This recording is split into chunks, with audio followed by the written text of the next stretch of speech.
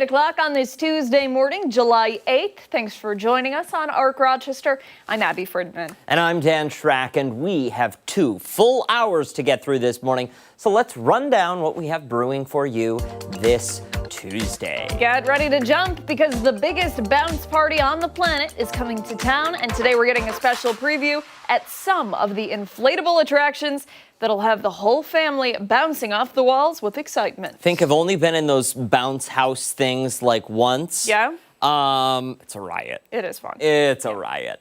And then we are lacing up and making a difference. We are looking ahead to the 4th annual Seize the Day trail run happening this weekend. We're going to learn more about the life-changing organization being benefited and how you can sign up to take part. And then today kicks off Amazon Prime Day. We'll be getting a look at some of the must-have deals that you're going to want to add to your cart. I already hit the checkout button. Did you really? I did. It's early. It's only 8 o'clock. I know, but I figure if I check out today, then tomorrow, and right through the 11th, I'll save lots of money. There you go. All right. Before all of that, let's get a first check of the forecast. Meteorologist Marty Snyder standing by. Cooler out there. And Marty, I just took a walk around the parking lot, and it's kind of gloomy out there. It is, yeah. It's just that lower cloud cover that's out there. Just a very different look to today compared to what we have been seeing. We have been seeing a lot of sunshine for many recent days, but today you can see that cloud cover holding on pretty well. We're starting off in the upper 60s to near 70 for a latest temperature, and still even with the temperature in the 60s, still it is fairly humid out there, so there is that summer-like feel, but just a lot of cloud cover and not the amount of sunshine that we have been seeing recently across parts of the area. Temperatures today, they'll move along very gradually with that cloud cover in place. It's going to be a slow increase back to about 74 at noon, highs mostly in the upper 70s. And I think as we go through the afternoon, that'll be the time frame when at least a few more breaks of sun begin to work in and across the area. It may take some time for that to fully play out. Tonight, a cooler night than recent nights, a little bit of relief there, 62 for that low. And notice over upcoming afternoons, we gain a little bit each day. So those numbers do climb back up. 83 tomorrow, 86 as we head into Thursday, probably somewhere in the upper 80s into Friday and Saturday, 90 not out of the question then, and then at least mid 80s for Sunday and Monday of next week. So overall, temperatures increase pretty well over a lot of these upcoming days, but yeah, kind of a gloomy start, but we'll change that today, Dan. We'll get back into some sunshine, especially by later in the day, especially for the afternoon. Did you say 90s not out of the question for Saturday? We're going to be within a couple degrees of both those. Friday, Saturday. Excellent. Upper 80s, so yeah. We're not going there yet. We're not. No, listen, it's okay. We're not pushing you or anything. Yeah. We just want to have that in the back of our mind so we can start daydreaming about what we plan this weekend. There you go. Poolside plans. All right. Thank you, sir. Okay. Hey, let's go off the top and start with some of the things that have piqued our interest this morning. I'll kick things off for my off the top today. I'm going to be talking trash. Not trash talking like I normally do, but actual garbage, Abigail. I'm talking about the strikes in Massachusetts and in Pennsylvania. In Massachusetts, around 400 sanitation workers walked off the job last week in more than a dozen cities and towns. At the same time, in Philadelphia, nearly 10,000 workers went on strike, halting trash collection, closing pools, even 911 dispatch. Police and fire crews were exempt from this strike, and you'll never guess what all of these workers want. It's simple: a living wage. In Philly, sanitation workers earn anywhere between $39,000 and $46,000 a year to do one of the most disgusting jobs there is. And that number is barely half of what similar workers make in other major U.S. cities. In the Boston area, the workers say they're paid less than competing companies and want those rates matched. So let's look at just one set of numbers here. The average cost of living in Philadelphia is around $70,000 a year for a family.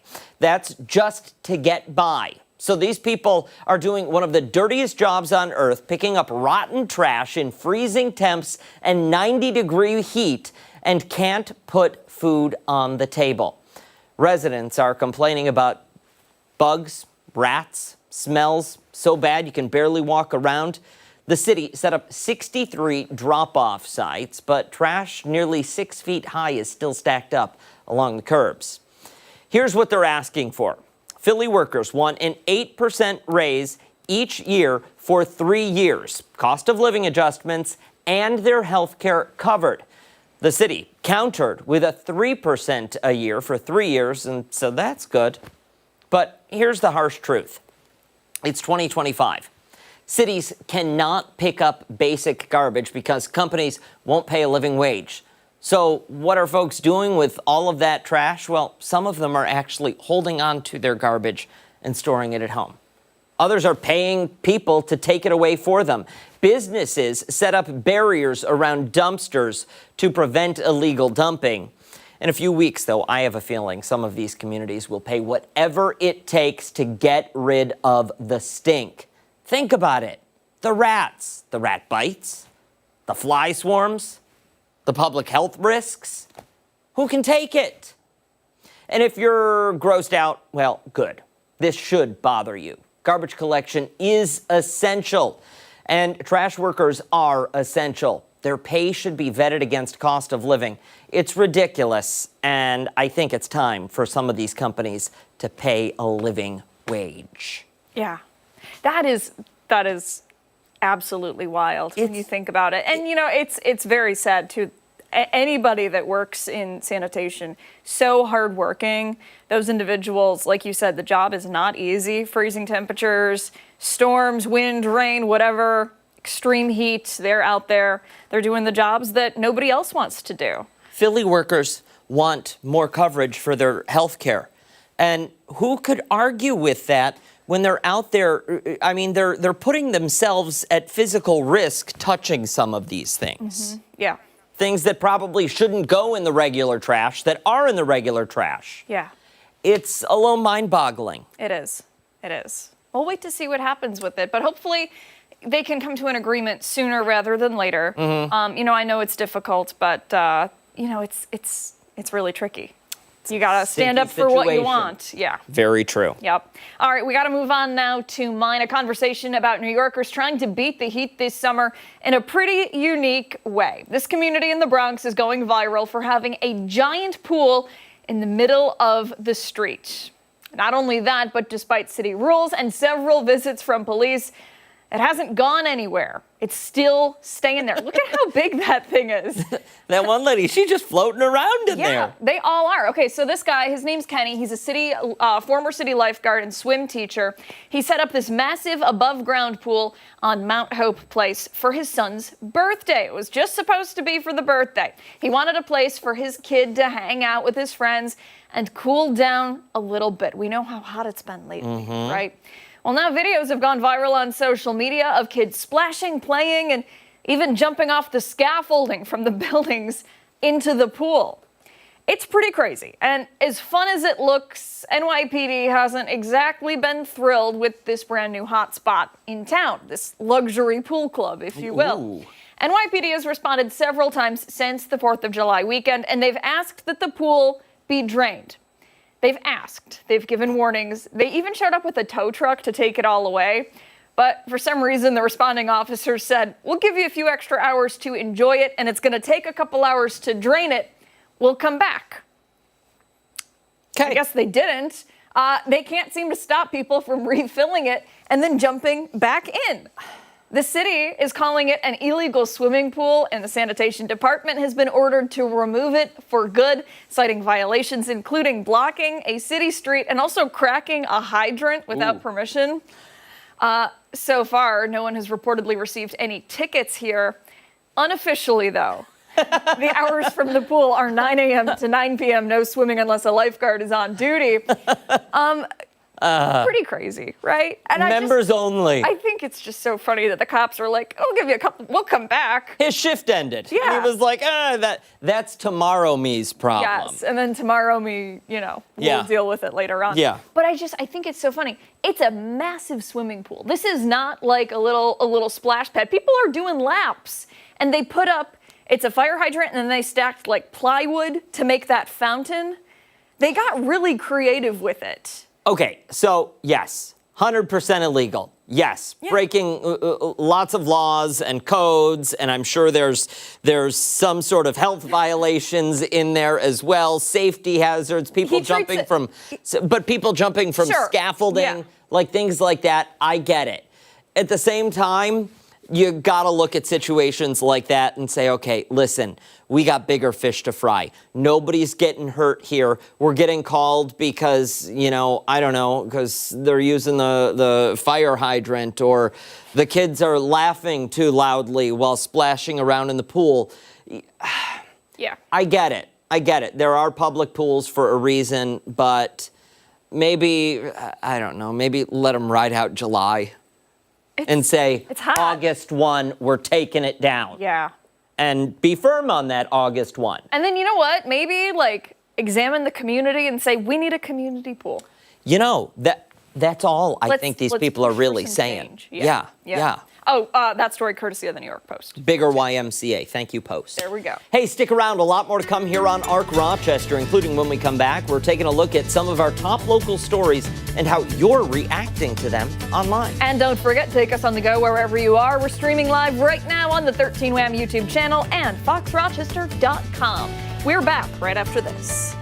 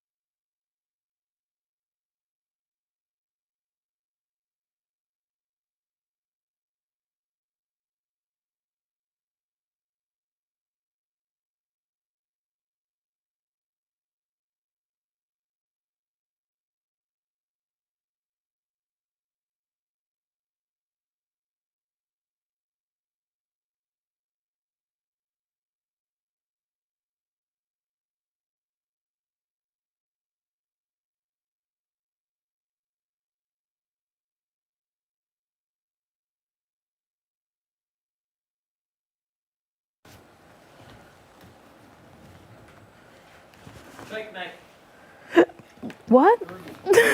Oh.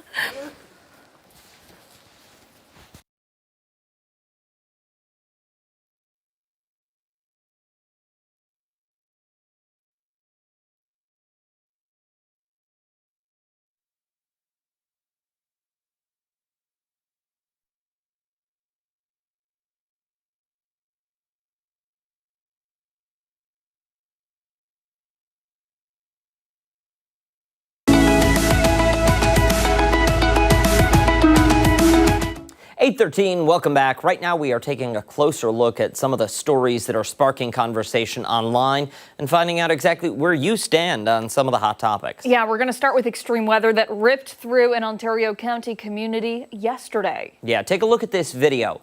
We'll show it to you now. It appears what to be a tornado there, tearing through that area yesterday afternoon, sending debris flying, knocking out power. Joey shared this video with us from the town of Phelps. Yeah, you can see a funnel on the ground pulling debris into the air. The National Weather Service is expected to survey the damage to confirm the strength and the path. Damage including roofs torn off of homes, trees uprooted, and power lines taken down by those intense winds. This video was captured on County Road 23 near Melvin Hill Road. Yeah, the Ontario County Sheriff says one house was even shifted off its foundation, but remarkably, no injuries have been reported this morning. Real devastation out Absolutely, there. yeah. Not only did we receive a lot of photos via chime in from our viewers, the weather patterns and the damage, but Steph, we have hundreds of comments on social media about these posts from yesterday. Where do people stand? What are they saying? Yeah, guys, I mean, at last check, we had over 1,000 comments on our post about this storm coverage. It's certainly been on the minds of a lot of viewers here. Let's see if we can pull up sound from one here. JC Nolan saying the skies were scary looking over Syracuse later this afternoon. I had to get off 690 West because I could not see, and I was concerned about what I was driving into. Seriously, a scary looking front. Now, Marie also weighing in, saying that poor old house, that's the one that was built back in the 1800s. Ours got condemned after the storm just in June, ripped the roof off, although the National Weather Service never came and assessed it. We all heard what sounded like a freight train and a whoosh sound. As for Roseanne, now she's saying, so many people I talked to this weekend were going there this weekend, either headed back home or going for vacation. I hope everybody's safe. Another person, Michael, saying, I saw this at my house. It was crazy. It appeared and in an instant was gone. Margaret saying there is no way I'd be close enough to a window to get a picture. Holy smoke, scary stuff. And that comment of scary just being something that we've heard all morning, and at least the people that we've talked to. Yeah, absolutely. Rightfully so as well. You know, just for me personally, I was driving yesterday and I could see it way off in like the dark skies, way off in the distance, and thought to myself, man, that looks really bad over there. Yeah. And then sure enough, parked the car, looked at my phone, and saw all of the alerts that were coming into the newsroom. Well, and I'll tell you what, when you are experiencing a weather event that you've never seen before, it's terrifying. It's like the end of the world has arrived because you've never seen anything like this, you know? And for a lot of people, they hadn't. I mean, look at that. Yeah. Just incredible. Something you'd see in a movie. Exactly. Exactly. All right. Well, hey, just a reminder, please share more of your storm pictures with us, 13wham.com/chime in. Very interested to see those, and we'll share them on TV and online as well. We'll move along now to downtown's Hilton Garden Inn facing possible foreclosure after the mortgage holder alleges the developer defaulted on a more than $10 million loan. Yeah, that holder says they're seeking the foreclosure and the sale of the hotel on East Main Street because they want to recover that debt. Right now, the hotel remains open for business while this case is pending in the state Supreme Court. Steph, let's get a look at what some commenters are saying on social media. I'm sure disappointed and maybe a little frustrated. Yeah, I think that is for sure. A lot of people expressing frustration over this. Some people also saying that maybe it has to do with the city, for example. Tom weighing in on his opinion here, asking in part, how does anybody make any money in that city? Another person also saying, I can't figure out why a Hilton Garden Inn, a very nice hotel, would open up in this city. Red Roof, Motel 6, 490 Motel, Gates Motel, etc. are more in tune with the city. So some comments here that are weighing in about, I guess, the nature in the area. Yeah. You know, that is one of the, it's a busy place. And I mean, it's utilized, especially in times of the year like now when we have all of the big events, the jazz festivals, the arts festivals, all of that, Fringe Festival, but also for conventions that we have at the convention center just up the road. That's one of the places people go to stay. So it would be really a great loss for the city to lose that. Absolutely. Hoping that there can be some kind of agreement reached, or, you know, things can be smoothed over. Somebody else can step in and kind of help out here, because it would be, I think, devastating to the community to see another vacant building. And, you know, I understand why there are people that are frustrated. Absolutely. Yeah. All right, let's turn to an exciting story, though. This one's for Bills fans or fans of Hallmark. The Hallmark Channel has released the first trailer for the upcoming holiday movie centered around, you guessed it, the Buffalo Bills. Yeah, filming for Holiday Touchdown, a Bills love story, took place entirely in Western New York and wrapped up last month.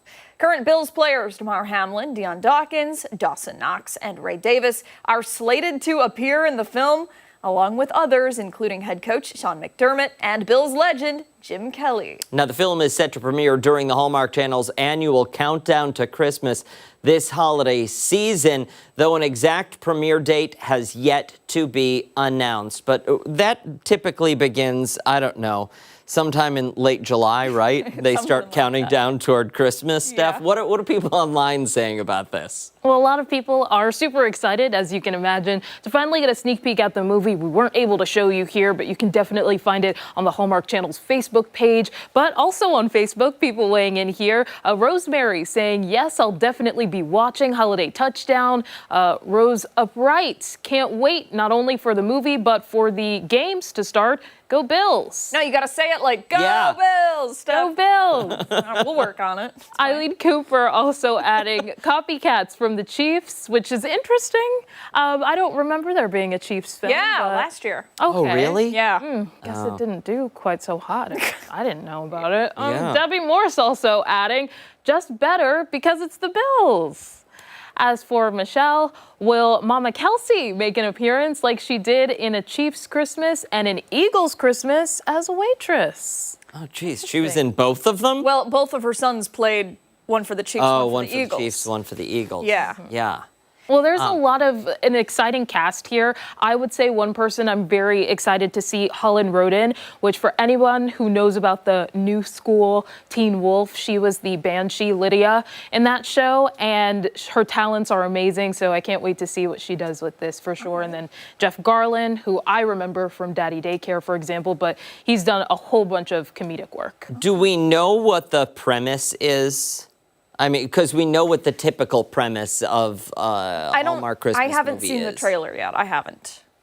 Well, I think it's definitely centered around two people. So one of the leads obviously being Holland Roden, also with a male lead in there. It takes you throughout different areas. You see East Aurora, for example, but obviously also the Bills Stadium. So it gets into a lot. And the trailer itself was very brief. So I imagine there may be a longer form one down the road. Sure. And you know what? Hey, East Aurora, shout out there. But also, my hometown, the village of Lancaster, New York, is also featured in there. So I'm excited to see that. I actually have some friends that I believe are extras. Me too. in Yeah. it. Yeah.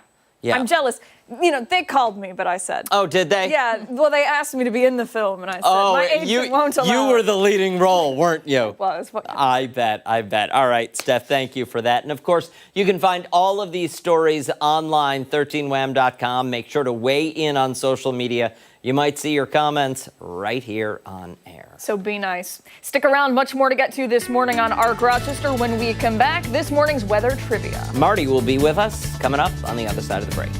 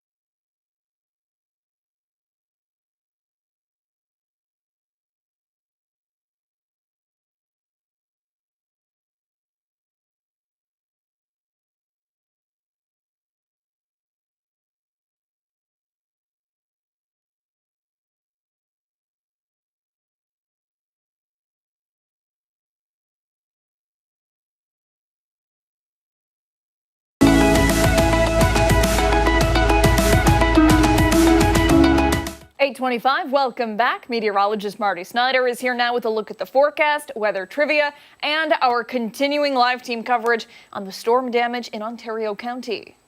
Yeah. Marty, let's dive right in. I believe we're starting with weather trivia, correct? Yeah, let's do that first. Let's do that first. So we've been talking about tornadoes all day, or possible tornadoes. Let's talk about heat, some of that summertime heat that we've been experiencing. Well, today is actually the anniversary of a pretty good stretch of extremely hot weather in Rochester history. So today is the anniversary of Rochester's hottest stretch of weather. Now, do you know how many days in a row we reached 100 degrees or higher during that stretch of time? And I believe this was back in 1936. When this happened. How many days did we string together that were 100 degrees plus? So it was 2 days, 3 days, 4 days, or 5 days. Those are your choices. So Okay, I think I have a good guess. Okay. I mean, I have a guess. I've got nothing to back it up. Yeah. So. Understandable. Listen, I have a feeling that's what a lot of you at home are feeling. Yeah, it's just a random guess. Yeah. Yep. It was 1936 when it happened. This is the anniversary of that hottest stretch of weather that we have seen in recorded history in Rochester. Sounds good. We'll have that answer for you coming up at 9 o'clock. Yeah. And today, just a much cooler day than that, even cooler than what we have been seeing recently. We're going to be mostly in the 70s as we head into the afternoon today. So again, a much different day coming up today. We're going to see the cloud cover stay a little bit stubborn initially. I think as we head deeper into the day, we will see more breaks of sunshine try to work in. But the good news today is that cloud cover is going to help to stabilize the atmosphere out a little bit. So again, that's going to prevent what we did see yesterday. We're going to be talking in just a little bit to Mark McLean, who's out live in the field in Phelps with that possible tornado that touched down yesterday. Yeah, absolutely. Yeah. Let's actually check in with him now with a live look at what people are waking up to, that damage and destruction with those winds that tore right through there. Mark? Yeah, the damage out here fairly widespread, especially in this area where we are. It's Fort Hill Road and McIver Road. You can see over my shoulder here, the crews are still working to get the power infrastructure, some of the communications infrastructure back together. 4 or 5 of those telephone poles actually snapped off. Now, we're actually standing on the property at 2380 Fort Hill Road, and you can see just how strong these winds were. That's the side of the garage right there, and the entire wall of the garage has been damaged and nearly destroyed. There's actually the insurance adjuster on the property right now taking a look at conditions. I mean, there's a cinder block hanging from the bottom of that wall, so we'll stand back from that. Matt, don't get too close. Definitely does not look sturdy, but I want to give you a scope of this just because of the amount of tree damage. Now, we're coming around the corner towards the front of the property. This is an oak tree. Now, oak trees are very sturdy trees. They're very tough. And when I show you the other side of this, you're not going to believe it. The size of the hole in the ground from where the tree just snapped off. And take a look at this yard.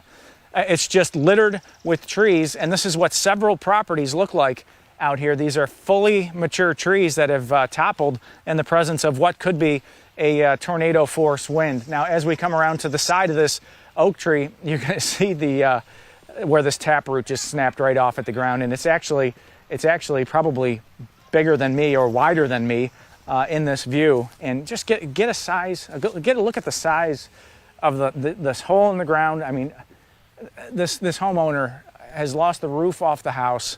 All the trees in the yard look like this. Phelps DPW is out here right now helping to clean up some of the tree and leaf debris. And the top of this home, when you come around, you can see it from this view. When you look at the side, how the roof just disconnected. It literally lifted up, and some of this debris has been thrown hundreds of feet away. So on the front of this, we have tarps, and those tarps were brought in by some friends of the community last night. I believe we have some sound from an interview with Ontario County Sheriff David Sorencione that we can take a listen to right now. One of the members of the Phelps Fire Department is actually a member of the Mennonite community, and he called his relatives and friends, and they came out last night and put a tarp on this roof to at least protect what's on the second floor, and they did the same thing for another resident down the road. And it was just really nice to see. They all wanted to come out and do something, and they came here, and you know, who knows what they helped preserve in this house, so that's good. Yeah, and there's a look at the tarps that they put up there. Thankfully, we're not getting any rain or anything like that in the forecast today, tomorrow. But you can see, I mean, here's another tree from the front yard that you haven't looked at yet. Again, look at the size of this tree. Just take a look how it just completely sheared off. And the pine trees over there, you can see how they're kind of tilted towards the property. When you get on the other side of this, roundabout, everything is kind of toppled over in another direction. So there's a clear presence here that there was some kind of circular wind. The National Weather Service is going to come out this afternoon. Again, County Sheriff David Sorencio mentioned that the National Weather Service office in Buffalo is going to be doing a, quote, storm survey. That's where they come out. They look at the damage. They see the size of some of these large trees, the roofing material, how far did it fly, and they'll determine whether this was maybe an EF0 or an EF1 tornado. The path length, according to him, was about more than a mile, about a mile and a half, I believe, is what he mentioned in some of the interview earlier.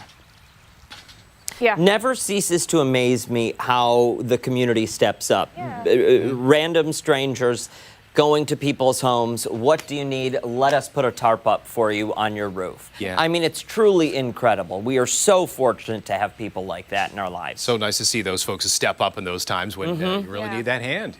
Yeah, and absolutely amazing. Yeah, and the crews are working hard.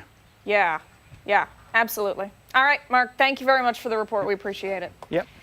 8:30, don't go anywhere. Much more to get to this morning on ARC Rochester. We're back right after this.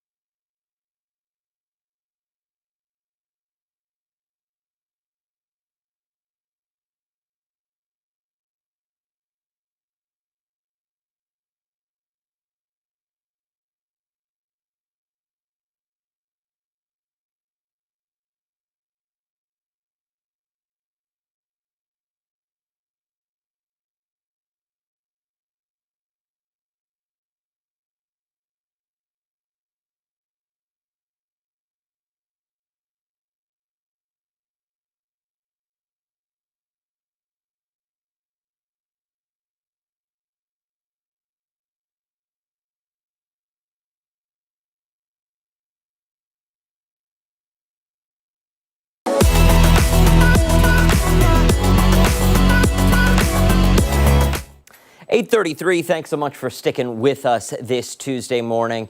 We want to take you behind this story now as we continue to follow the search for dozens of people still missing following that devastating flash flooding in Texas. Yeah, Governor Greg Abbott says over 20 agencies are on the ground responding as that death toll continues to climb. So do the stories of heroism and rescue. CNN's Amy Kelley has more. I've lost two friends. We loved them. And they're gone. More than 100 people are dead after catastrophic floods in central Texas. But that number would be higher without heroic rescuers. One is a father who died saving his daughter. Joel held on to him and prayed over his family and did his very best to hang on as long as he could. The owner of this devastated RV park recalls banging on doors and helping residents through the water. She says her husband nearly died in the river. My husband kept yelling at him, throw your baby at me. And at that point, a big wave came by, and they both got swept away. Some survivors from camps along the river praise their counselors for thinking quickly. They moved the boys from their lower bunks to then the upper bunk, and then ultimately hoisted them up into the rafters. Camp Mystic is where more than 24 children and counselors died. One Coast Guard swimmer says he gave up his spot in a helicopter to fit more children on board. It's fresh like spring. Now he's credited with helping save 165 children rescued from the camp. I've never seen anything this tragic in my life. I'm Amy Kiley reporting.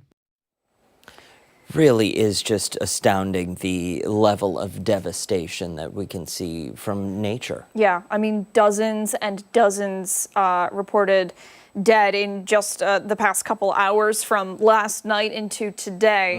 And, you know, one story is more horrific than the next. And your heart just breaks for those families and for those kids and for the first responders who are there now on the ground, searching for those who are missing and, you know, unfortunately finding some who have been missing. Yeah, 104 now total have died, including 28 children in this devastating storm. And I want to go back to, because it's really astounding, that video, that time-lapse video in a matter of 10 minutes to see that water surge, turning that river into a virtual ocean, a raging river, just wiping out everything in its path. Yeah, it really puts things into perspective, you know, and just like I said, you think of the families sending their kids off to summer camp, and you know, they, I'm sure, never imagined anything like this would have happened. 4th of July weekend, a lot of people camping, a lot of people, you know, we're hearing stories of people in their trailers getting swept away into the water. And, you know, you heard Amy talk about it in that story there, people risking their lives and losing their lives to help their loved ones and their family members. A lot of questions, though, still surrounding whether there was enough time given to those living in that area, whether the warnings were enough and there was enough notice to get people out. But again, you see some of this video and just how quickly they were inundated with so much rain. We do have Senator Chuck Schumer now calling for a full investigation to see if this could have been prevented by filling some of those jobs with the National Weather Service team there in Texas.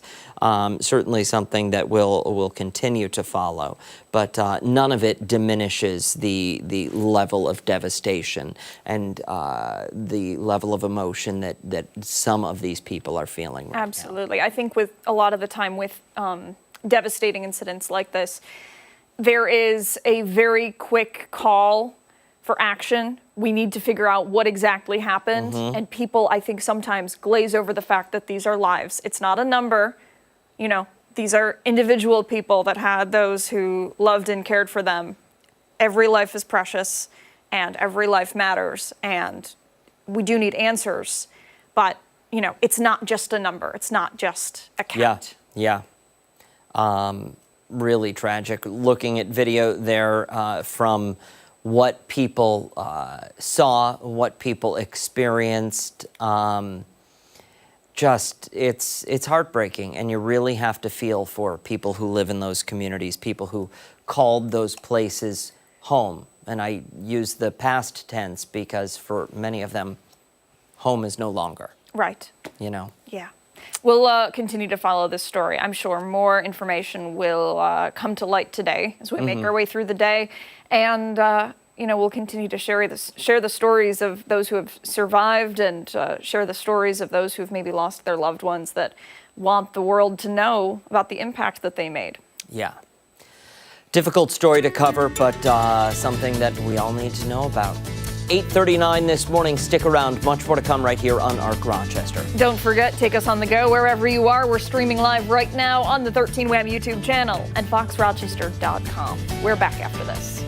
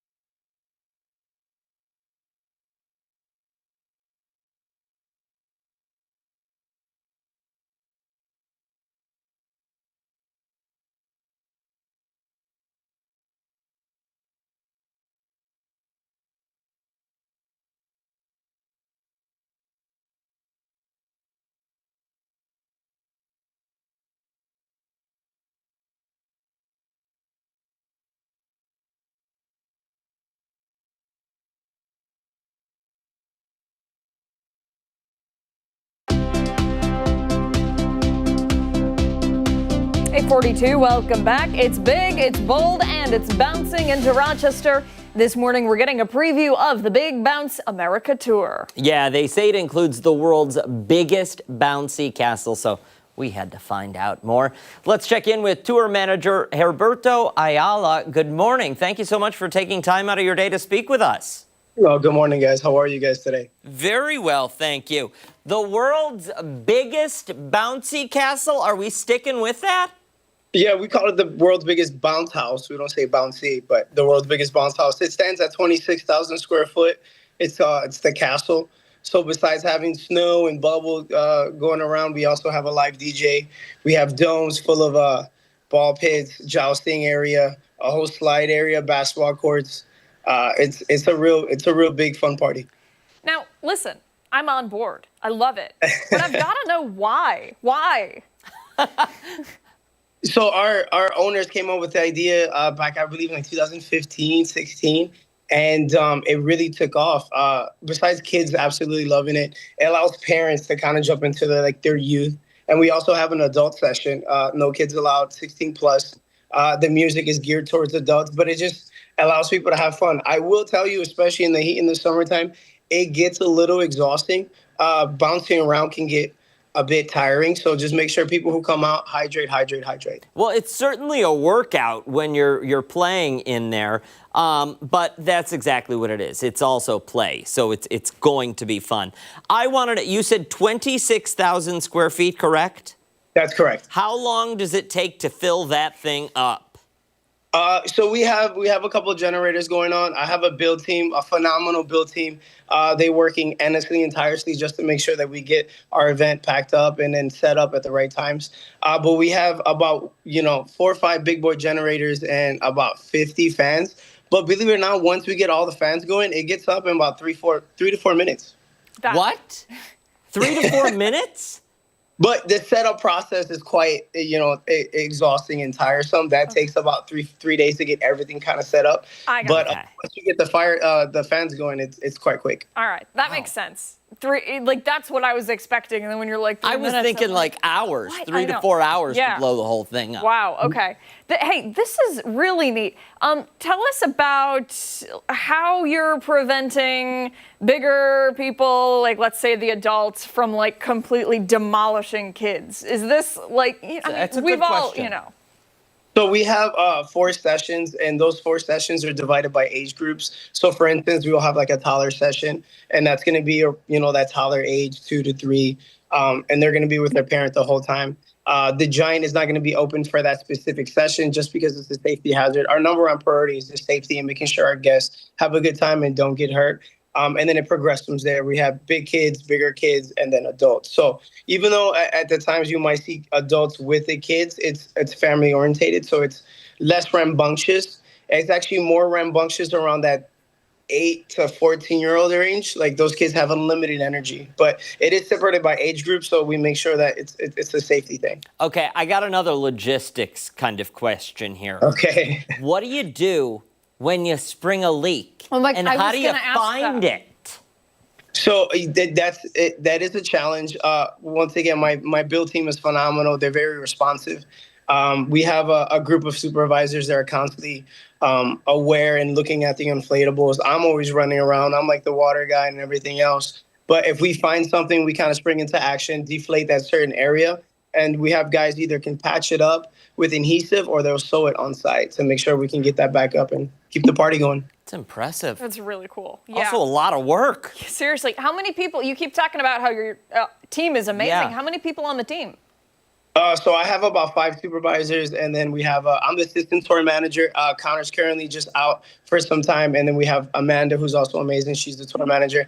And then on my build team, I have about 6 guys that bust their butt every single day. But we do have labor come in and kind of help dictate some of that load. But the guys on their teams they're just phenomenal workers. Okay, when you make your way to town, where will people be able to find you?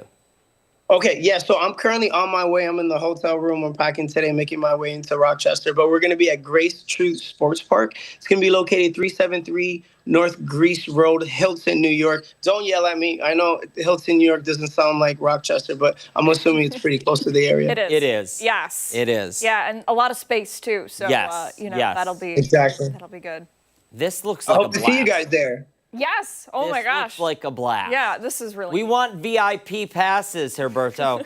Come talk to me. Come talk to me. I'll take care of you. All right, sounds good. Thank you so much for your time this morning. We look forward to coming out there for tickets. Do people need to go online to get them? Can they pay for them when they arrive? They can pay for them when they arrive. We'll have a box office, but I do suggest going online. We do have a VIP upgrade available. It's 15 online, and then on site it's going to be 20. So if you can get those tickets purchased online, kind of saves time. Have the QR ready, and you're going to be good to go. Yeah, we're going to need VIP. Yeah. Thank VIP you. slots. We appreciate it. Thank you, sir. Time right now, Thank you, 8:48. When ARC Rochester returns, this morning's Crime Stoppers. We're back right after this.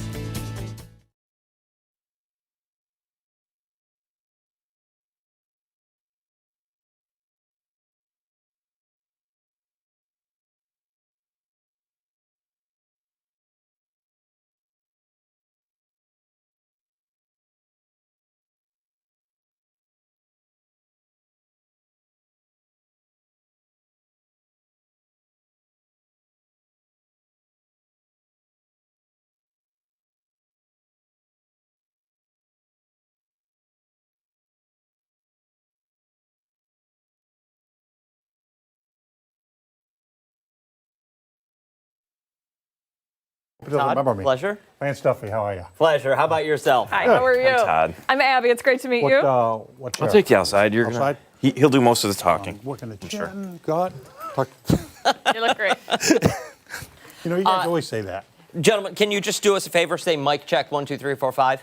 Mic check, 1, 2, 3, 4, 5. Perfect. Mic check 1, 2, 3, 4, 5. Great. Terrific. Very good. Deputies Todd Thurston.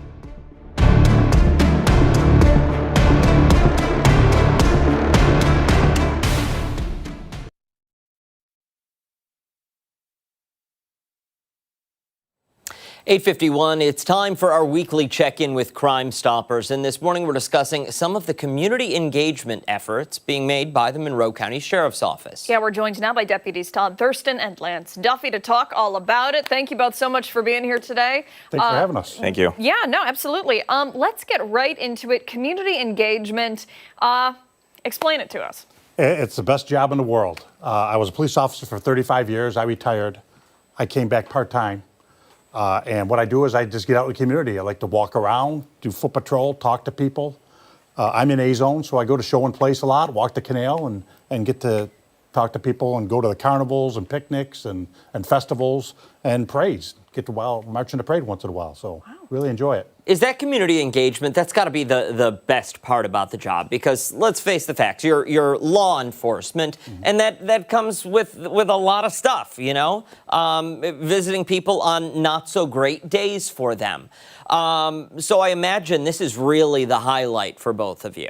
Absolutely. Well, what I would like to say is I enjoy getting out and letting people know that we're just like their mom and dad and brothers, sisters, friends. We like to go fishing, camping, and have a good time.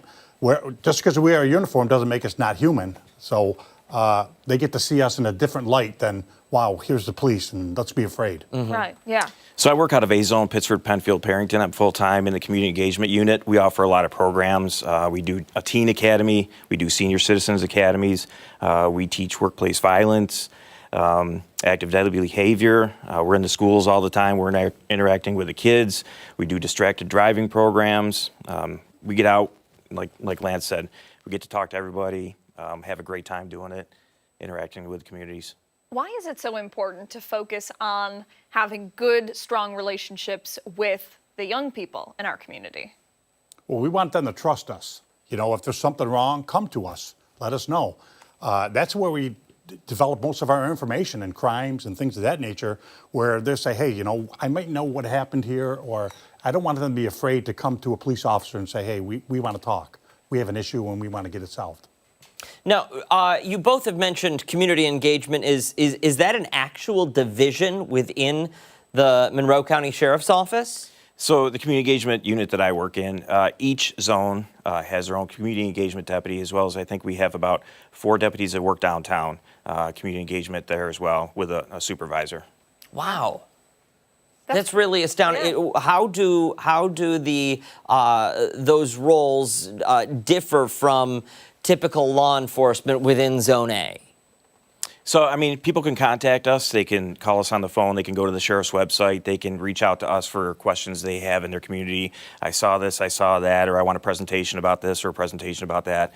And they can interact with us, and we can provide feedback to them, whereas the road patrol is out there taking calls for service from 911. Got it. I think sometimes people may have a misconception, kind of like you mentioned, where, you know, they see police officers and they think, oh, I gotta, you know, better sit up straight and fold my hands real nice. But people can come up and talk to you, right? Like, absolutely. No reason to be nervous. When I go for walks, people come up, hey, I didn't want to call 911 or bother you. Everyone thinks they're bothering us, but that's what we're here for. But it's easier if I start a conversation, hey, I got a problem in my neighborhood with this or that. Then we pass on the information to our road patrol and say, hey, keep an eye on this, and we get things solved. For somebody sitting at home, maybe one of the younger viewers who is fresh out of high school, fresh out of college, they're contemplating a career in law enforcement, why would you encourage that? Well, what I can say from being 40 years in this job, it's the best job that God ever invented as far as I'm concerned. It's a daily different atmosphere. So you don't know what you're walking into, but you really can make a difference in someone's life. And I found that out through my career, where someone I dealt with maybe 20 years ago, and now they're grown up with children, and say, hey, you know what? The way you talked to me and solved my problem made me a different person. I was going down the wrong path. So it is a very rewarding career. So what I would say to someone young, get out there and enjoy it, because you're not in a desk looking out the same window every day. You're in a different atmosphere every day. So it's a really enjoyable career and rewarding too. That's nice. And for you? I agree. You know, talking to people, or especially at the school level, high schoolers that are thinking about going into law enforcement, it's a very rewarding career. You have an opportunity to make a difference in someone's life. You know, you never know what that next call is going to be, which hat you have to wear, but you're able to provide services to those people, you know, and I say it's very self-rewarding as well. Thank you both so much for coming in today. We appreciate it, and thank you very much for your service, too. Thanks for having us. Time right now, 8:55. Much more to come this morning on ARC Rochester. Stick around. We're back on the other side of the break.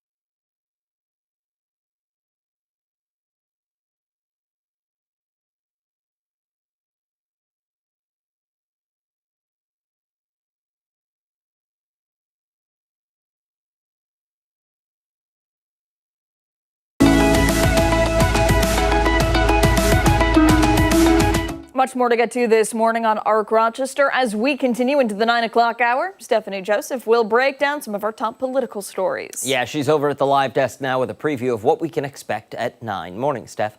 Good morning there, guys. In today's political pulse, President Trump was expected to impose higher taxes on some countries trading with the U.S. starting tomorrow, but that deadline has been extended.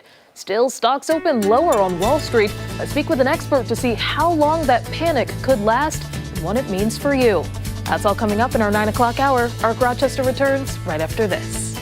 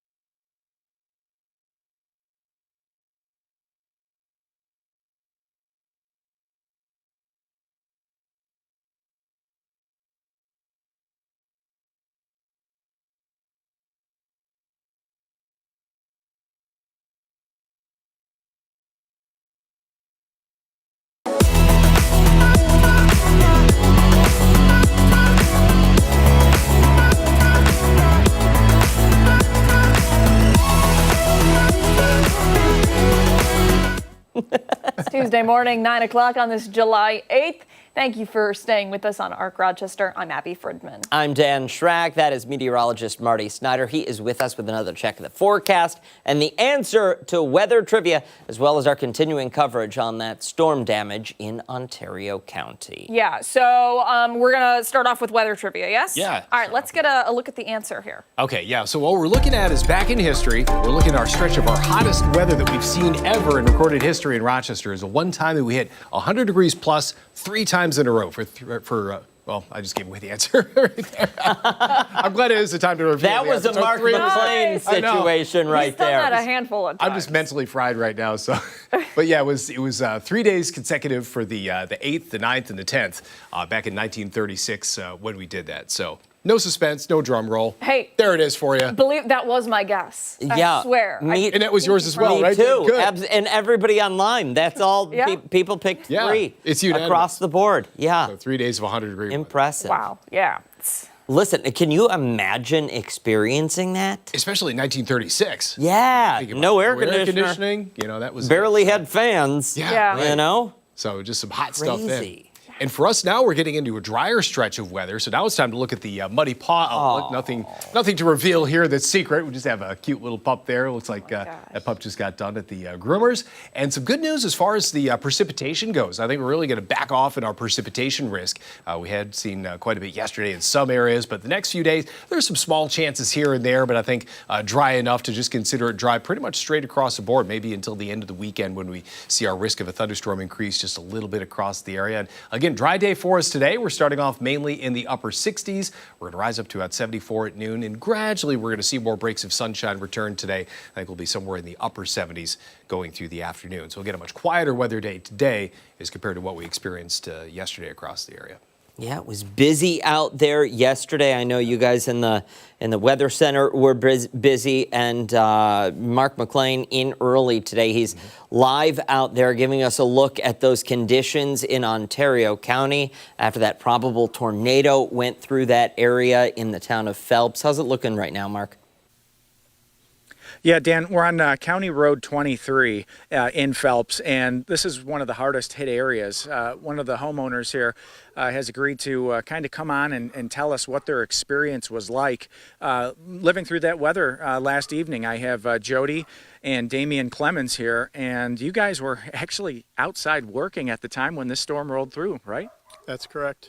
And what were we doing out here? We were working on some roofing, of all things, during this. Working on the roof and up on the lift, and I looked off to the west, and we've got a large farm just to the west of us, and I saw two kind of spirals touch down, and I was looking up in the sky, and it looked like a ton of birds just flying around in circles, and then I realized that it wasn't birds, it was debris.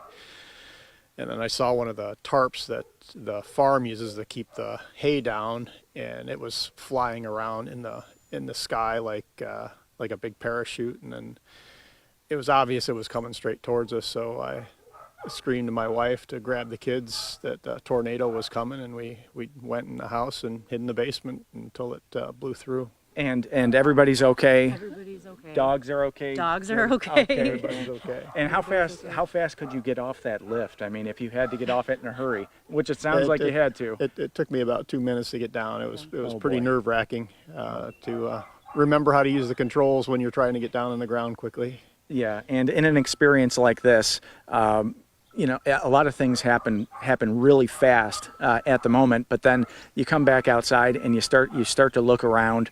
Do you have any estimate on maybe how many trees are down on the property? Have you looked yet? Just hundreds. Yeah. Hundreds. A lot of them, and a lot of them, like roots and all, just completely torn up. Yeah, and we were walking on the front driveway as we came in.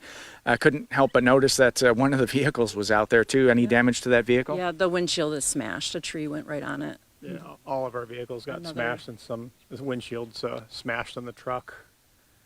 Don't know what hit it. Something hit it. First thing we noticed is that the roof got torn off the one half of the house. All the sheet metal roofing got ripped right off to the studs. Wow, and I see that you have it tarped already. I mean, with that coming through at 6:20 in the evening, how fast, and did you have help?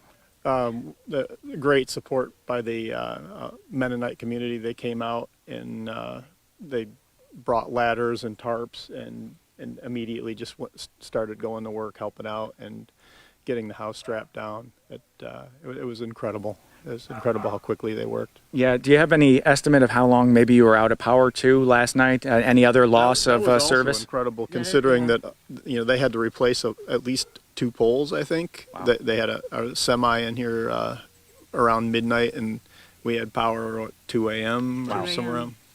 Yeah. Oh, that's excellent. I figured we'd be out for a week. I mean, at this point, how can you describe to the community how you're feeling? What the process has been? I think we're just we're just finding our bearings. We're just trying to figure out what to do next. Yeah. Well, we're It's been an emotional roller coaster. Yeah. You know, like a lot of tears, a lot of relief that things could have been a lot worse. Yeah. Try to make jokes about it and cry again.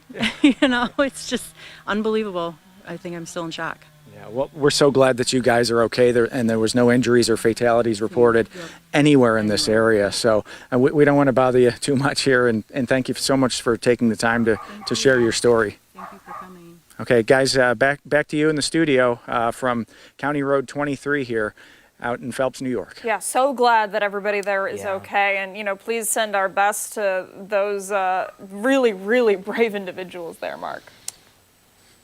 Yep, we will. All right. Thank you, McLean. Appreciate it. Much more to get to this morning on Arc Rochester, including when we come back, getting our sneakers on, learning more about a very special upcoming fundraiser. Hey, and don't forget, you can watch us on the go wherever you are. Arc Rochester is streaming live right now on the 13 WHAM YouTube channel and foxrochester.com. Stick around. We're back after this.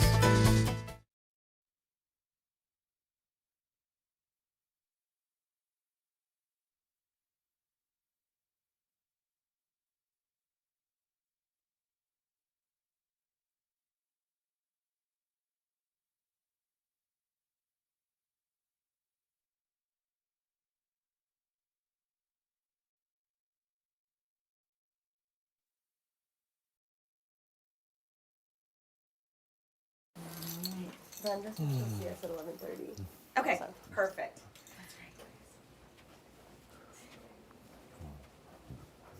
Coming this way.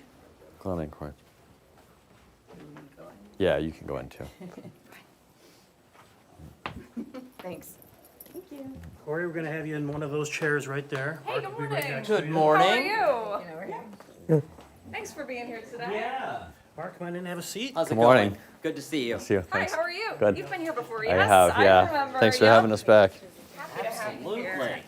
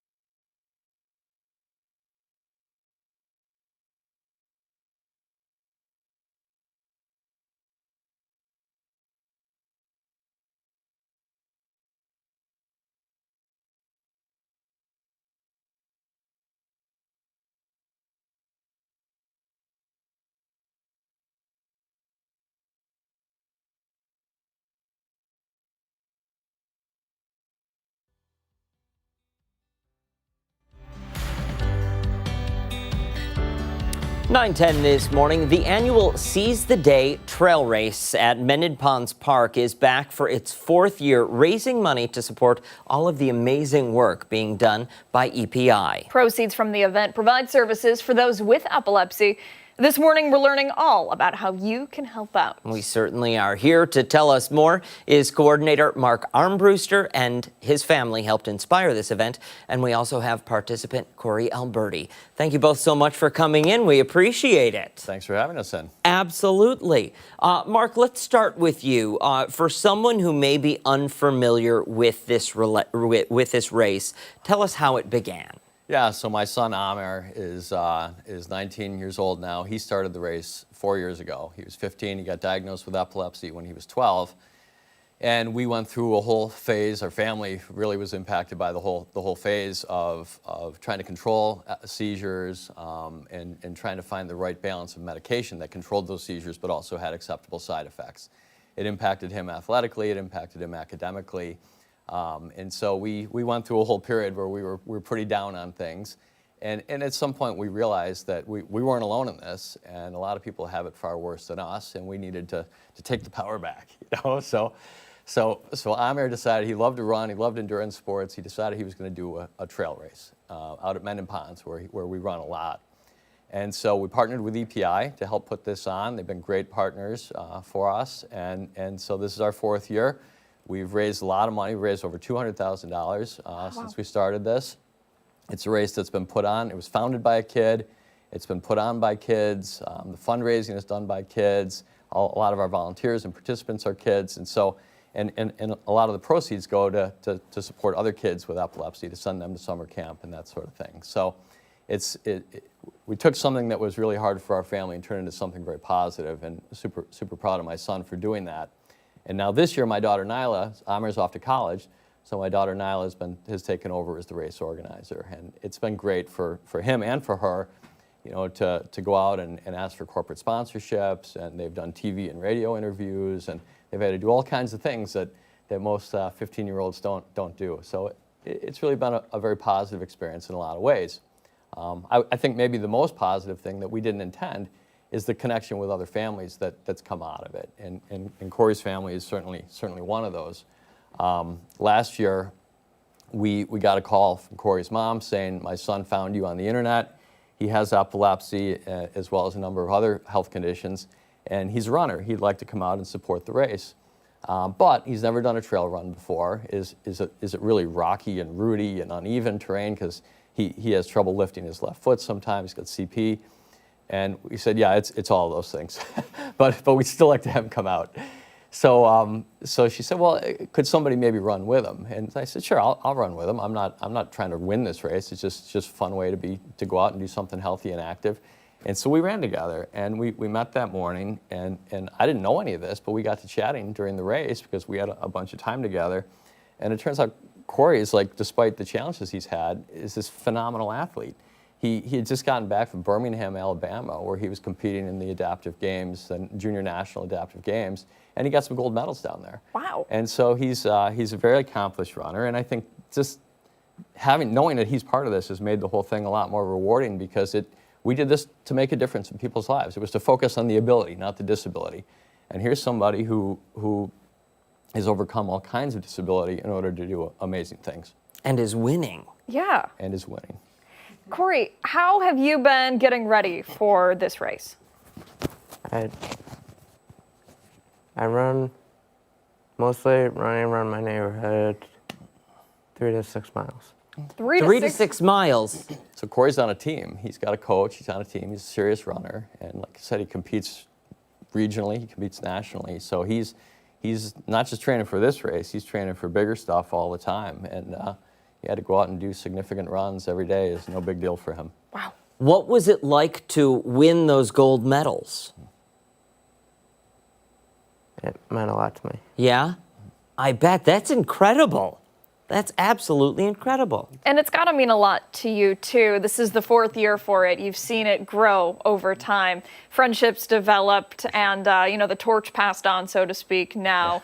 That's got to make you feel great. It is, and that's raising all the money to support this cause has been terrific, but it's all the rest of it that is far more gratifying. And getting the rest of my family involved and creating an attitude of philanthropy has been wonderful, touching other lives, because there's other families like Corey's too that have come out and have had some of these challenges. There was another young guy who got epilepsy later in life, and they sought Amr out to talk to him, and Amr was able to tell him yes, it's not fun, but it's not the end of the world either. And so just being able to be part of some of those conversations has been really rewarding. For somebody sitting at home who says, okay, I'm sold, I want to sign up, when, where, how do they do that? Yeah, so the race is this Sunday. Registration opens at 8 o'clock. The race starts at 9. It's at Mendon Ponds Park in what they call North Meadow. You can go online to epiny.org or just search for Seize the Day Amr's Epilepsy Trail Race. There's a 5K and 10K options. They're challenging courses, intentionally challenging courses, but super fun too. And there's no pressure to run fast, but there's also a 1 mile fun run. And so a lot of kids and families will come out and do that. And we have walkers and runners. It doesn't really matter how fast you do it. We just like to see people come out and support the cause. Excellent. Mark, Corey, thank you both so much for your time today. We appreciate it. All of the race information will go over on foxrochester.com. 9:17, stick around. When ARC Rochester returns, Stephannie Joseph is breaking down some of our top political headlines. Yeah, your political pulse is coming up next.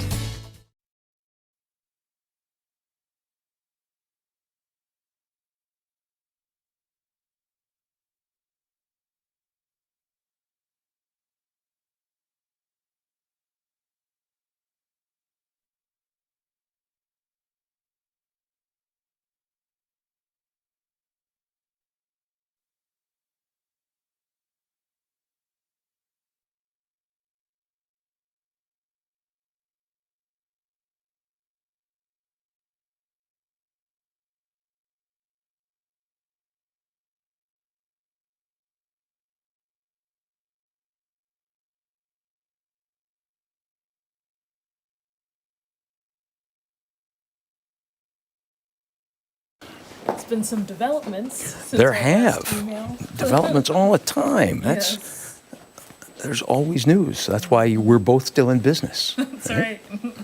Yeah,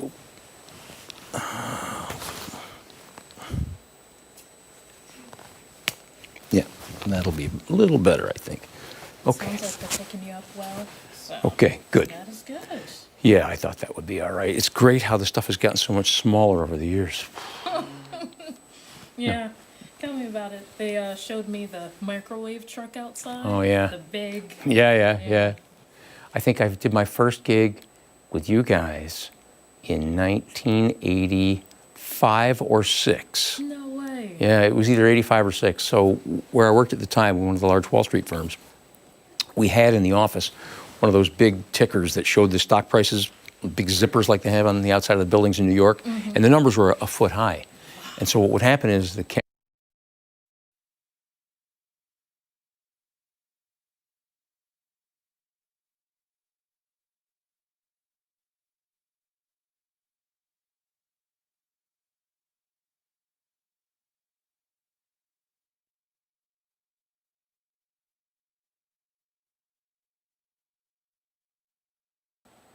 It's time for Political Pulse Check here on ARC Rochester. The White House is delaying the start of higher reciprocal tariffs on some trading partners. Now, a 90-day pause on those tariffs was set to expire tomorrow. The Trump administration threatened to raise levies unless countries made a deal. Now, so far, the U.S. has won with Vietnam and agreements with China and the U.K. More than a dozen letters were sent out on Monday, encouraging other countries to manufacture goods in the U.S. The White House press secretary says they are working to make the best deals for the American worker and people. So the reciprocal tariff rate, or these new rates that will be provided in this correspondence to these foreign leaders, will be going out the door within the next month, or deals will be made. And those countries continue to negotiate with the United States. We've seen a lot of positive developments in the right direction. Now, to break down the impact of these tariffs, I'm joined now by Chairman of Brighton Securities, Mr. George Convoy. Good morning to you. Good morning, Stephannie. We're always talking about stocks, and I think that's a good place to start. Sure. Yesterday, specifically, we had seen, I believe it was the 3 major indexes. They had the worst day in a couple weeks here. So when we're talking about reaction and panic, should that be something that we kind of expect for consumers as well? It's sort of the new normal, Stephannie. We seem to have heightened volatility. Whether the tariffs end up in place, whether they're successful or they're not, the fact is it represents a big change from what we've had in quite a while. But I did look back. The last time I was on to talk with your show about this topic was April 9th. And despite all the ups and downs in the market since then, the Standard & Poor's 500, a big measure of the market, is up about 13% since April 9th, last time I was on. Okay. So markets are doing fairly well this year.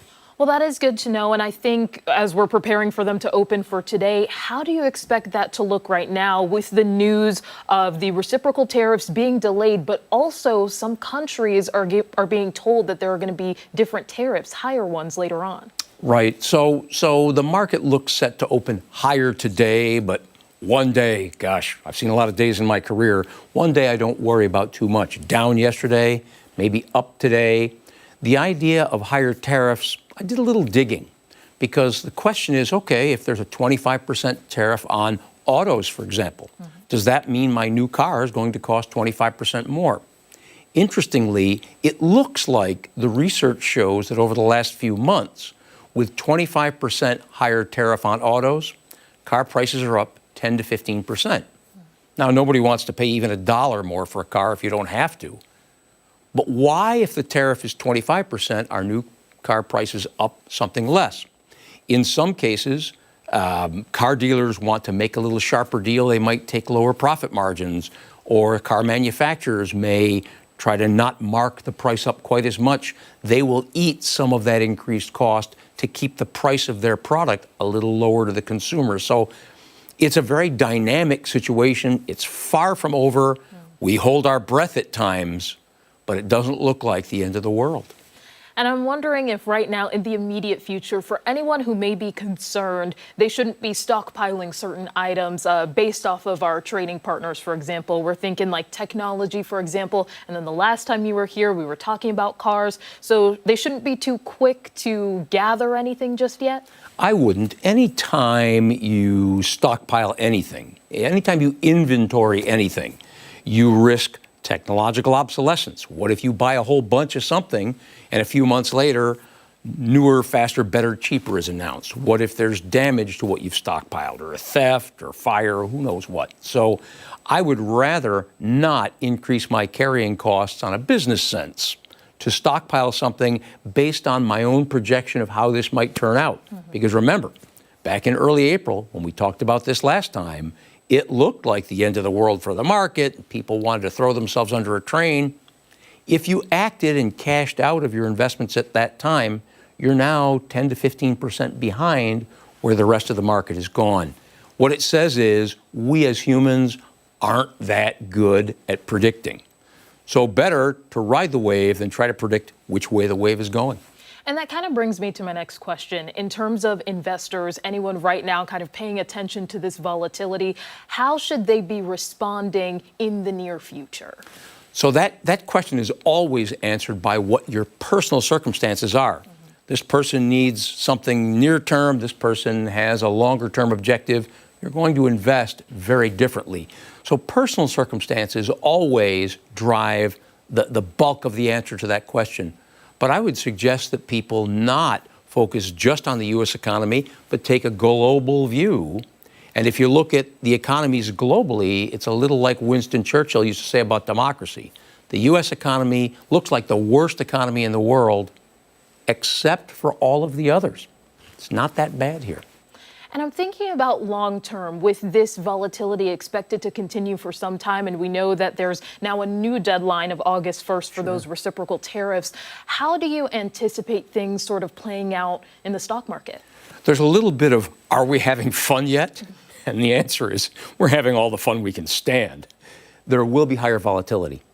But when you think about how markets function, how economies function, generally speaking, when there's a little higher volatility, when there's a little higher risk, chances are good that over time, you'll actually earn more. Because what happens is, when there's more risk, it drives some people who are risk averse away from that market. The ones who remain stand more likely to reap higher gains over time. So more risk in the long run usually equates to a slightly higher average return. I'm bullish on America. For sure. And I think another important element is those deals. Whether or not some countries, respond to the letters that were sent, do you see that the stock market may react positively should those deals start to happen? Certainly, if we start seeing some agreements and some deals, no matter how good or bad the deals seem to be, and they won't be as good as some people hope, and they won't be as bad as some people fear.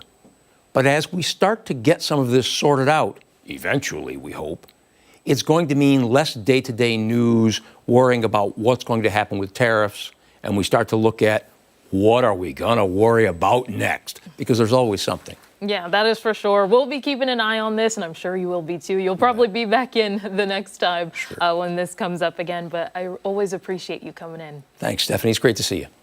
And be sure to stay with ARC Rochester for your top political headlines. We're back after this.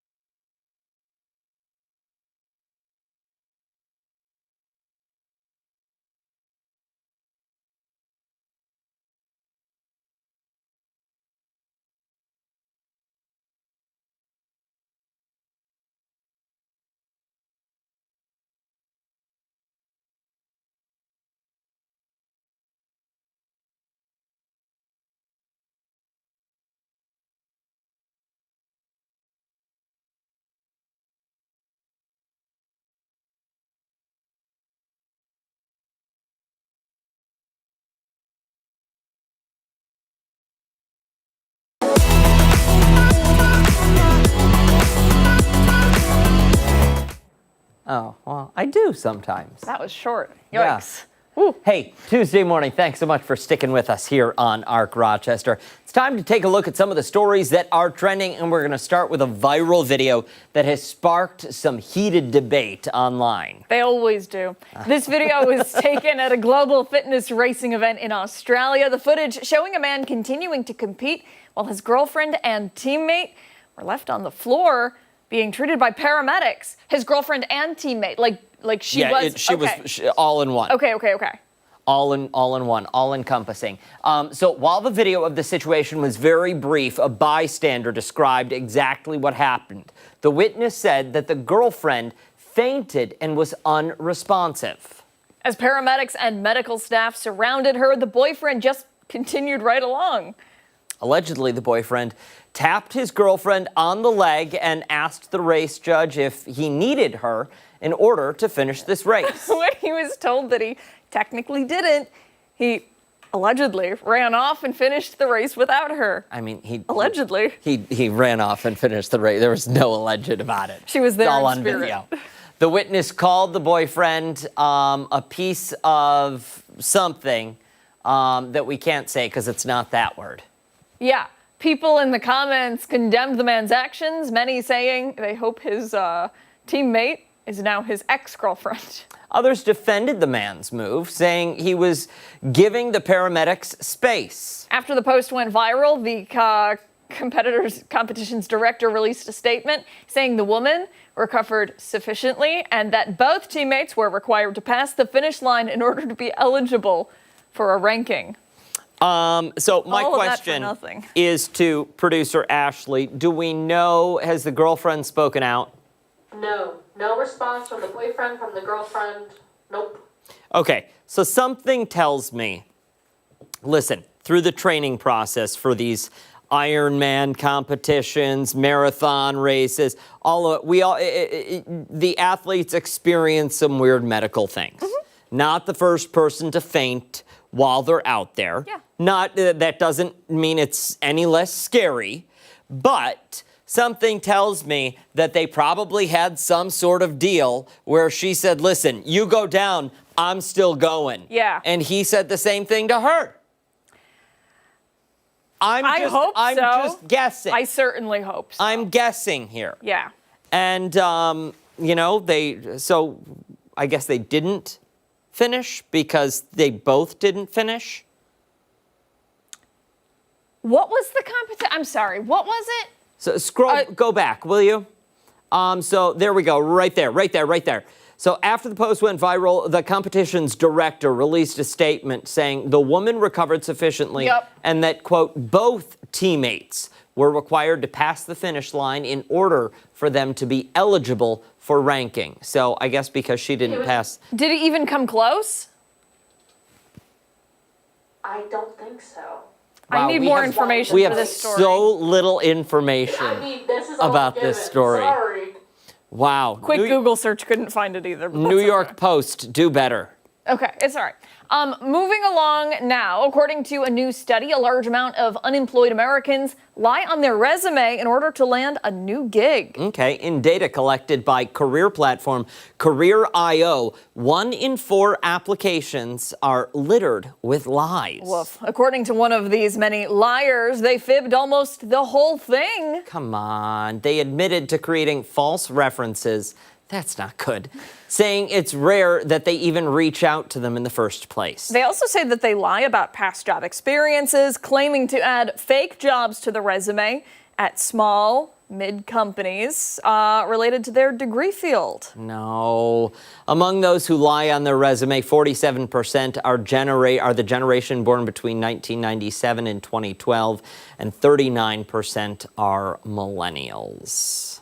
The question, have you ever done this, and how far would you go? No.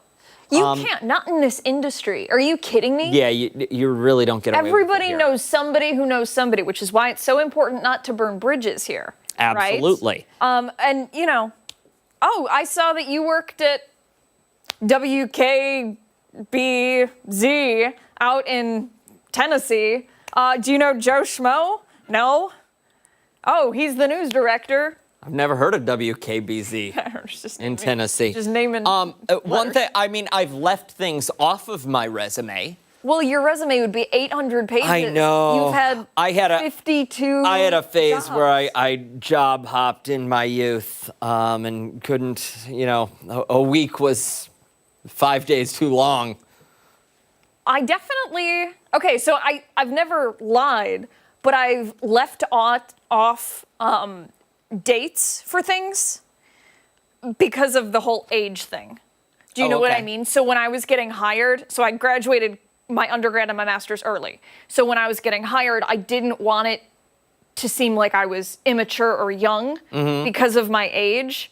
So I just left that off entirely. And I've never changed it since. I leave them off now because I don't want them to know how old I am. That too, for me. Yes. Yeah. I'm getting older. Yeah. I don't need to, that guy's never going to be able to learn our young people ways. I know. Intern Abby's over there, social mediaing. I'm like, I feel so out of the loop. Social media-ing You know what is I mean. a verb now. No. Don't make up fake references. That's a horrible idea. Yeah. That is actually... Use a real reference who's a relative with a different last name. Use your head. All right. No, that's what you do. Why not?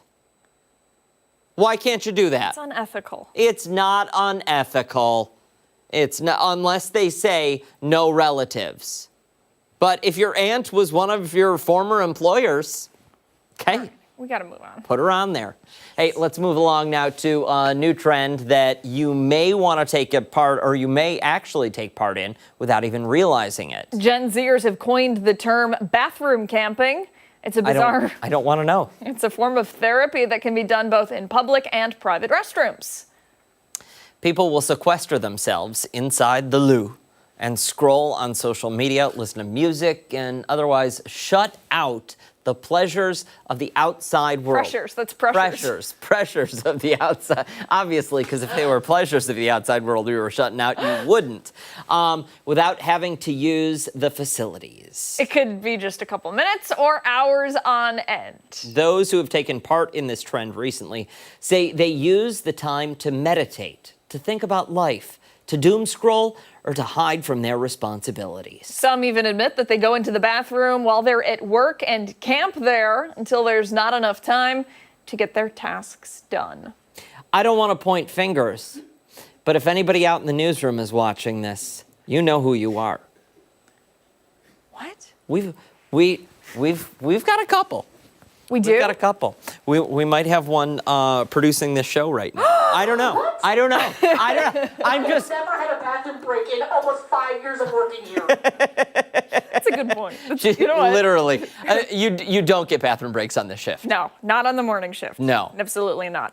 Because the commercial breaks are an hour and minute and 45 seconds. Yeah. And that's it. Yeah. That is insane to me. Absolutely insane behavior. Yeah, I don't get it. I mean, sit at your desk and don't do any work. Why you gotta go into the bathroom and take up a stall or take up one of the individual spaces? Like, Because no one will come looking for you. They're like, oh, They would, though. They would. I can't go anywhere without somebody calling me. Hey, where did you go? We need you for... They're gonna look for you, and when they don't find you, they're then going to wonder why you keep on eating whatever weird food from that strange restaurant you order from. Yeah.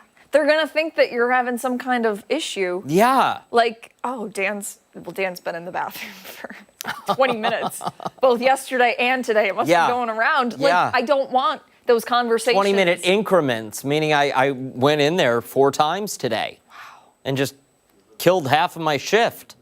And like also, bringing your phone in there is disgusting too. Don't do that. That's nasty. Everybody brings their phone into the bathroom. I do not. You don't? I don't either. Daniel. The thing is with me wherever I am. I will purposefully leave it wherever I elsewhere. am. Wrap. We gotta go. Stick around. When ARC Rochester returns, we are playing a little bit of shopping spree without breaking the bank. Yeah, and don't forget, take us on the go wherever you are. One might call this must-see TV. We're streaming on the 13 Who is that? YouTube channel and foxrochester.com. We're back after this.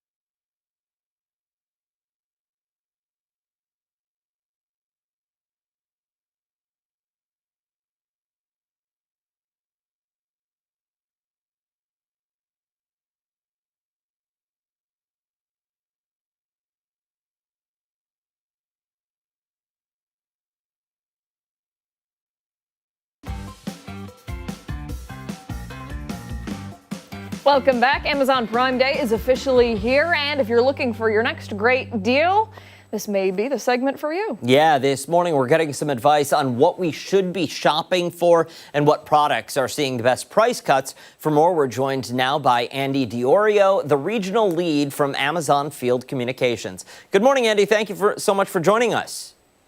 Good morning and happy Prime Day. Great to be with you this morning. I appreciate it. Absolutely. Let's just get this housekeeping out of the way. We're going to need 2 gift cards here, $100 each, and then we'll get on with this segment. How's that sound? So we'll put that in our same-day delivery for you, so you get it today. No problem at all. Sounds good. Amazing. You've got a lot of products in front of you there. What are people looking for this time of year, and where can we find the best savings this time of year? Great question. I mean, who doesn't love a deal? And what's looking for most is more money in their pockets. And they get to do that during Prime Day, which is double the days this year. 4 days, 96 hours of summer savings. And really the main categories we're seeing is tech, toys, and home goods. So on the tech side, more than 50% off Amazon Ring devices, which is great for home security, knowing when your package arrives, you can quickly retrieve it and get off your doorstep. Echo.Kids, so great big sound with little price inputs. And then I have 2 daughters. Thankfully, not old enough to drive yet. So these Barbies, SUVs, 25% off. So they love it because they get a new toy. I love it because I get a great deal and my insurance rates stay the same for at least the next couple of years. So really something for the whole family, including even DeWalt tools, 40% off of that as well. Wow, those are some good deals there. That is impressive. I remember when Amazon Prime Day was like one single day, and it was a mad dash. This was a handful of years ago, but it was like everybody locked in. Tell us a little bit about that demand and how it's grown over the years, shifting from one single day now to 4 days. Yeah, you're absolutely right. And that's it. Customer demand, people loving a deal. And we've done that for the customer. So we extend it again to 4 days, July 8th through 11th this year. And you're right. Instead of having a panic, you have 4 days to find the deals. Deals drop every 5 minutes. And so if you find something that's no longer a deal or out of stock, we have more related products coming right behind it. So you have plenty of time to find what you need to stock up now, stock ahead for back to school, even further ahead for the holidays. So no need to wait to find a great deal. You're doing it for these 4 days during Prime Day, which is now 4 days. Something tells me the extension might have had something to do with bosses complaining that none of their employees were getting work done during that first 24-hour stretch for the first couple of years. Maybe?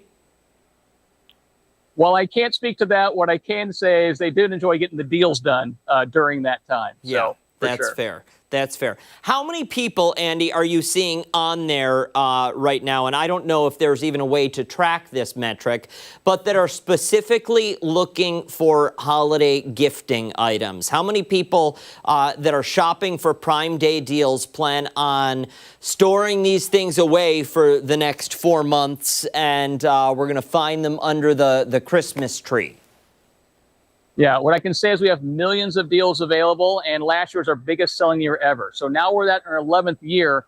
For example, we have 200 people at this delivery station alone hoping to get those orders out on time. And to give you an idea of kind of the influx and volume, in a normal week, this delivery station will see about 285,000 orders come through. During Prime Week, that's expected to spike up to 405,000. So almost a 40% increase of those products. I think that's a testament to the deals that those throughout the New York region are experiencing and they want to see. Like you said, stocking up now even further ahead 6 months from now for the holidays. So giving them some midsummer budget relief to their bottom line. Excellent. And we're fortunate enough to have Amazon location right in our area. And, I imagine that all those people are working very, very hard along with those delivery drivers that are able to get packages out same day delivery and all of that good stuff, too. Yeah. Yeah, absolutely. And I think one thing to point out, too, is to support small businesses, what people may not know is more than 60% of items sold on Amazon.com come from independent sellers, and most of which are those small and medium-sized businesses. So if they want to support those small businesses, just search Support Small in your browser when you get to Amazon.com, and you'll find all the products available from your local small businesses there in Rochester and beyond that you can support during this Prime Day as well. I love that. Andy, real quick, what is the container next to you that says Unwell? What is that? You know what? This is a brand new product to Amazon, Unwell Hydration. Ironically, it's for those moments when you feel unwell, You drink the hydration, you get replenished, you're ready to take on the world again. So this luggage, like the Away brand, these are new products we're bringing to the Amazon line. So it's not just the same products every year. We're bringing new items that are popular to all generations and keep you hydrated, especially when you're trying to shop for 4 days, for sure. Very true. Excellent. Shop till you drop. Andy, thank you so much for your time this morning. We really appreciate it, and we'll be looking for those gift cards in our inbox this afternoon. Sounds great. Appreciate your time this morning. Happy Prime Day, everyone. Hey, to you too. Time right now, 9:47. When we come back, we are learning more about a local author's latest book and the special lessons it teaches. Stick around. We're back after this.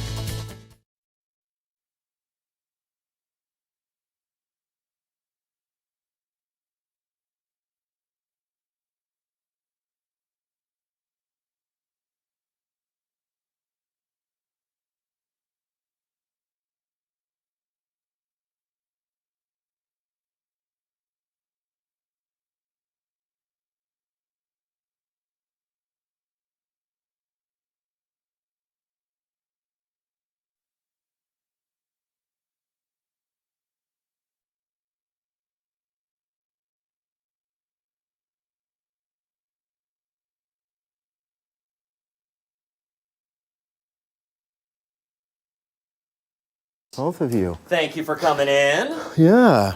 You're getting ready for your speaking to management today, right? Yeah.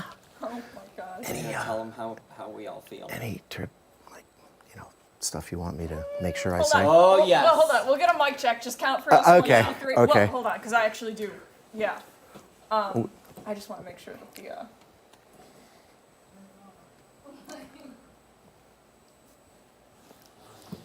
Are we good with the mic check? He's good. Okay, great. Great. Is it still good?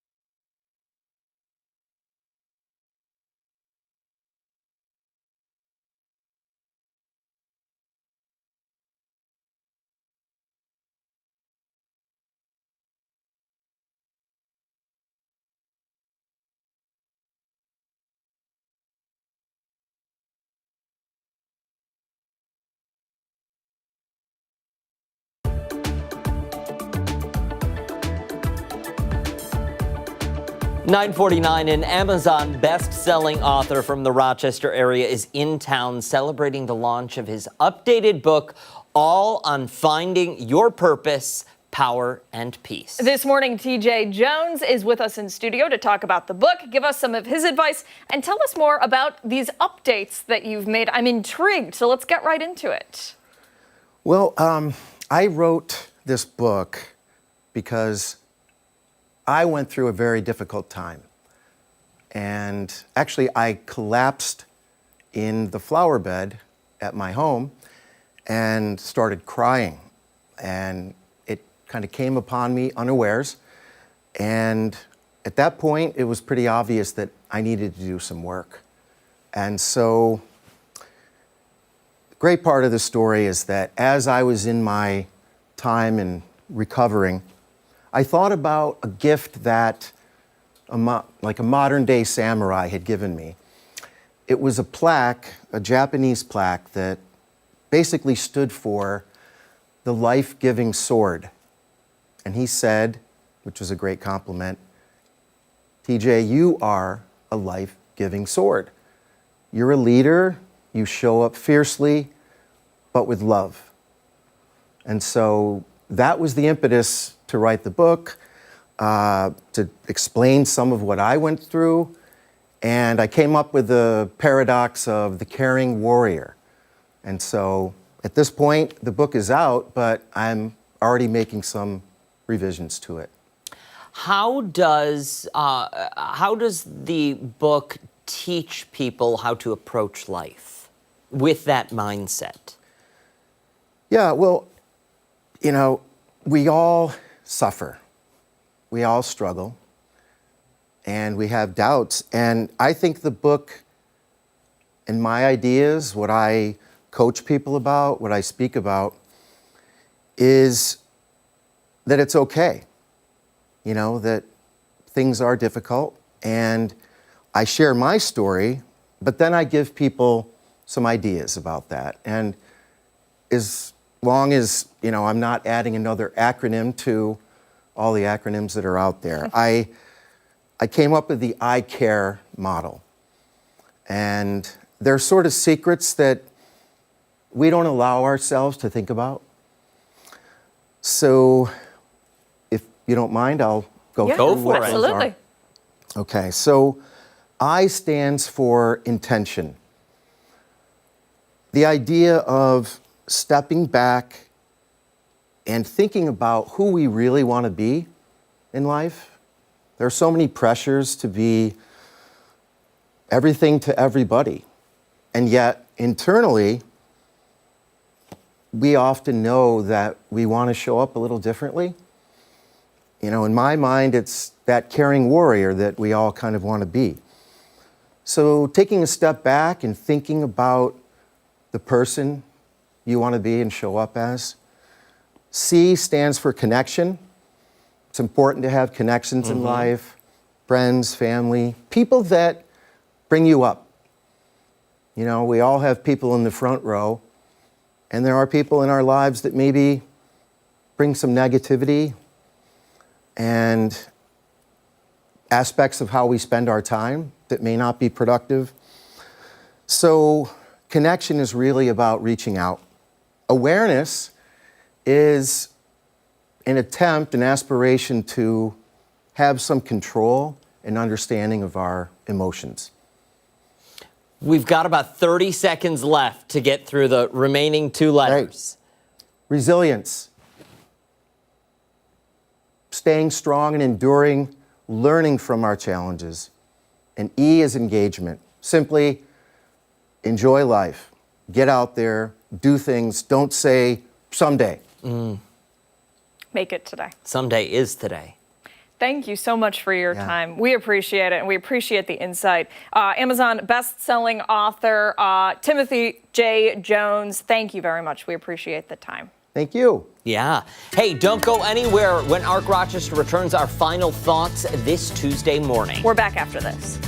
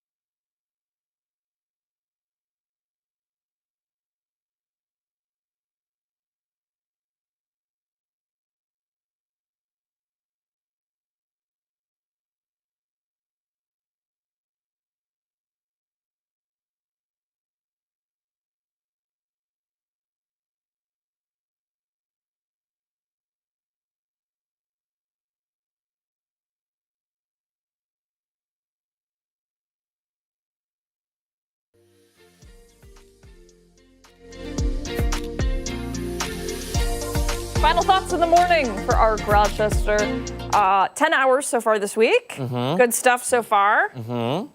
High points? High points. in addition to getting to see your bright and shiny faces every morning. Shiny because of the sweat, or Yeah, shiny because 10 hours. Yeah. The people at home, that's the high point. That's getting to see them when you go out, you know, it's fun. Yeah. That's why we're here. Mm-hmm. How about you guys? The Prime Days interview was fun too. Oh, this is true. This is true. Yeah. It'll be even more fun if we get those gift cards. I knew you were gonna. No, but they, you know, I mean, my Amazon card it's always kind of full. I just kind of, you know, Bursting at the I'm seams. seeing check Always the something things. in there, yeah. It's like our house. Right. Yeah. Marty. I'm going to go with maybe not high point, but I was just it was just very interesting seeing the coverage that Mark had of the tornado, and thoughts with the folks who have, had damage, and luckily no one was injured, so that's a good news. But a lot of long road for those folks out in Phelps to get things taken care A of. lot to follow up on, and we will continue to do that for you on 13 Wham and Fox Rochester. That does it for us here on ARC. Make sure to wake up with us again tomorrow morning starting at 4:57 over on that other channel. 13 Wham, ABC. Much more live local news coming up later today for 13 Wham News at midday.